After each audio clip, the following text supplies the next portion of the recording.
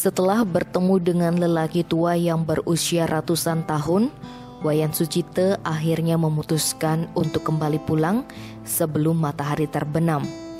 Sebelum pulang, ia ingin kembali mampir ke Desa Mejayan untuk mengucapkan terima kasih kepada seorang ibu yang telah memperingatkannya tentang hutan larangan Alas Purwo.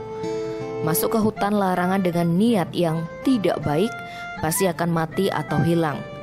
Dalam istilahnya disebut jalmo moro, jalmo mati.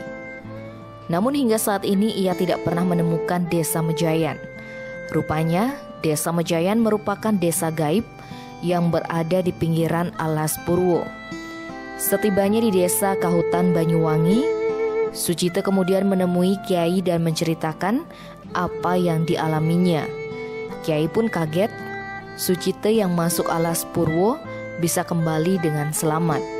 Warga desa dan Kiai telah berencana untuk menyusul Wayan Sucite jika hingga malam dirinya tak kunjung kembali.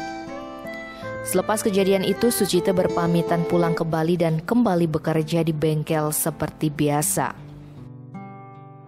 Nah, akhirnya saya balik ke sama bertiga itu sama anak buahnya Kiai sama adik saya balik ke pulang.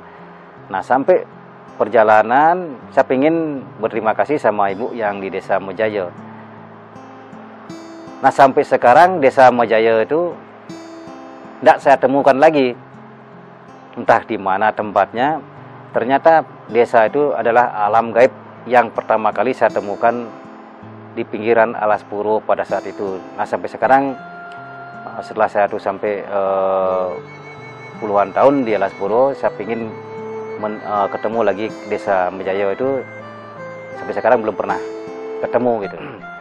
Jadi saya kembali ke Desa Kahutan, jadi menemui Kiai. Nah, Kiai itu pun kaget karena apa? Jadi itu rencana kalau saya tuh tidak balik sampai malam, itu akan dicari sama masyarakat Desa Kahutan sama para kiainya. Karena apa? Saya bertamu di sana sampai menghilang di Alas Purwo kan tanggung jawab itu. Merasa ya tanggung jawabnya Pak Kiai karena saya tuh bertamu di sana. Nah, jadi saya datang dan saya ditanya sama Pak Kiai pengalaman di Alas Purwo, ya saya sampaikan seperti yang tadi. Jadi saya menemukan Desa Kahutan yang merupakan desa gaib dan pulangnya itu desa itu udah hilang, nggak ada desa itu lagi itu. Jadi di dalam hutan saya menemukan dua sosok. Jadi manusia, manusia kuno lah, umurnya 700 tahun. Jadi Pak Kiai itu pun merasa kaget karena orang-orang sana itu memang jarang sampai masuk ke Alas Purwo, ke dalam tuh jarang. Padahal saya tuh belum masuk sampai ke dalam tuh, baru di pinggiran Alas Purwo tuh. Nah, setelah itu saya tuh berbincang-bincang dengan Pak Kiai, dengan masyarakat, tokoh-tokoh masyarakat di Desa Kahutan.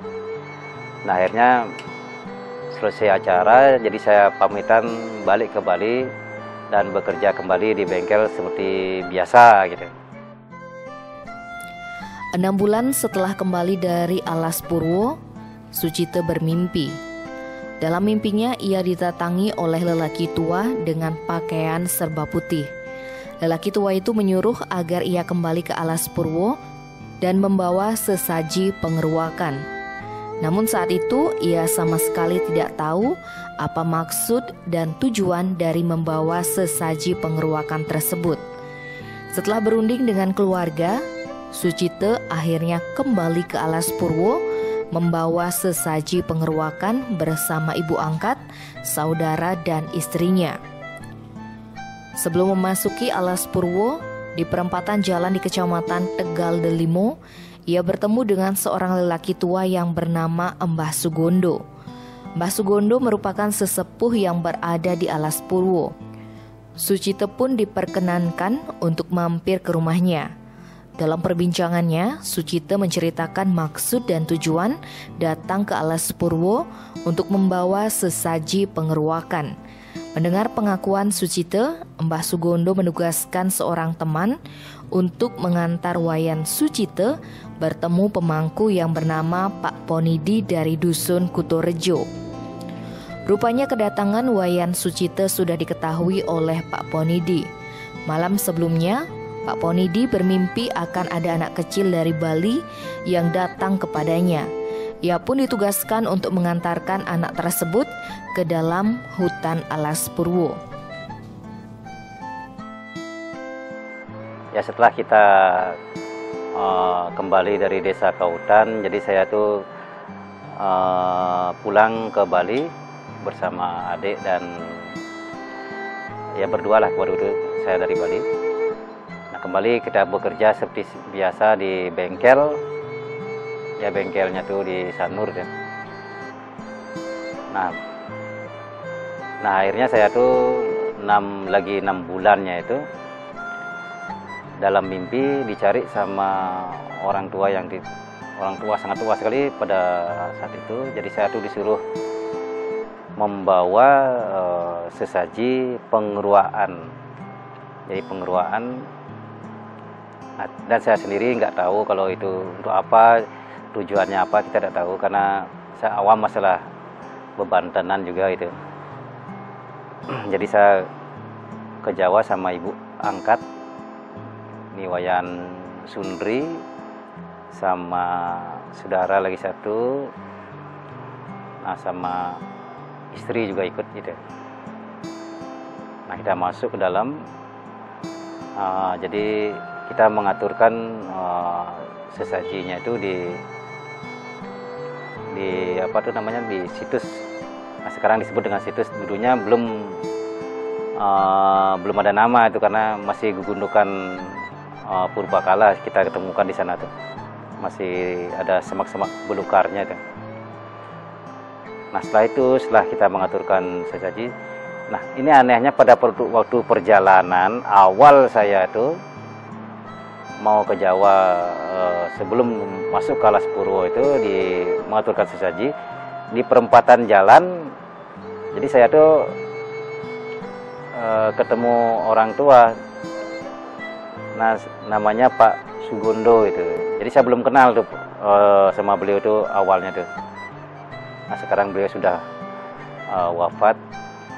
Jadi beliau sebenarnya sepuh sepuh yang ada di Alas Purwo. Dan saya sendiri belum kenal sama, saat pertama kali ketemu tuh belum kenal sama beliau. Jadi seperti ada yang menuntun, saya tuh bisa ketemu sama Pak Sugondo. Jadi saya dipersilahkan untuk mampir ke rumahnya. Jadi kita berbincang-bincang di rumahnya. Jadi ditanya saya tuh tujuannya apa, mau kemana itu. Jadi saya jelaskan bahwa saya tuh bermimpi disuruh ke Alas Purwo, membawa sesaji ini. Ditanya saya tuh siapa yang nyuruh, dan saya sendiri nggak tahu kalau yang nyuruh itu siapa tuh, karena dalam mimpi itu orang tua itu, orang sudah sangat tua sekali. Jadi saya jalankan apa yang ditugaskan dalam mimpi itu. Nah selanjutnya Pak Sugondo menelpon yang namanya Temon. Ya, Temon inilah yang mengantar saya tuh ke Alas Purwo. Jadi sebelum kita masuk ke Alas Purwo, jadi Temon mencari temannya, kebetulan pemangku hutan yang bernama Pak Ponidi yang rumahnya di desa Kutorejo, dekat pinggiran Alas Purwo. Jadi Pak Ponidi sepertinya sudah ada yang mencari malam itu. Jadi kayaknya punya firasat bahwa akan ada anak kecil yang datang dari Bali mau masuk ke hutan, tolong antarkan. Nah begitu dalam mimpinya Pak Ponidi. Nah sampai saat di rumahnya Pak Ponidi di desa Kutorejo, jadi kita tuh langsung bersama masuk ke hutan. Jadi di daerah situs sekarang gitu.